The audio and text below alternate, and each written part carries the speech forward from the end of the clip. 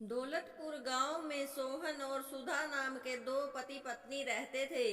वो दोनों देसी घी में जलेबी बनाया करते थे और फिर गांव में बेचते थे।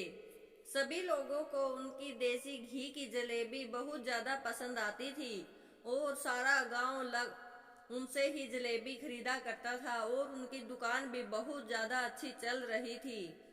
उनकी इतनी स्वादिष्ट जलेबी थी कि सभी लोगों को उनका स्वाद पसंद आता था। लेकिन सोहन फिर भी इस बात से खुश नहीं था। वह सोचता था कि कोई ना कोई कमी है। एक बार एक सुबह को वह शहर जाता है और वहां से एक चुंबक ले आता है। उसके मन में लालच आ गया था और वह तराजू के नीचे चुंबक को लगा देता है, जिससे वह लोगों को कम जलेबी देकर ज्यादा मुनाफा कमाने लगता है। एक दिन वह यह सारी बात अपनी पत्नी को बताता है कि वह कैसे जलेबियों से मुनाफा कमा रहा है। उसकी पत्नी बोलती है, जी ये बात तो सही नहीं है, ये तो गलत है। ऐसे तो लोग आपसे जलेबी खरीदना बंद कर देंगे और आपको बेईमान भी बोलेंगे।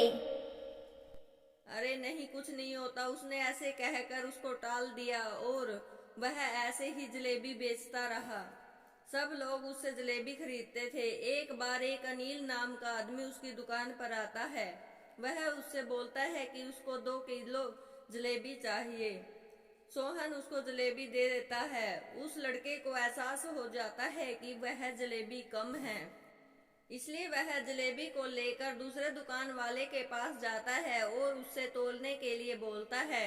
वह देखता है कि वह तो 1.5 किलो ही जलेबी है। उसे उसकी चालाकी का पता चल जाता है और वह कुछ लोगों को लेकर उसकी दुकान पर जाता है। सब लोगों को उसका चुंबक भी दिखाता है। इससे सभी गांव वाले उसे बेईमान बोलते हैं और खूब मारते हैं। जाना भी कम कर दिया, इसीलिए कहते हैं लेकिन कि बेचारा हमें सोहन बेईमानी अब नहीं पछताने करनी के अलावा चाहिए। कर भी आपको क्या अपनी सकता था। दुकान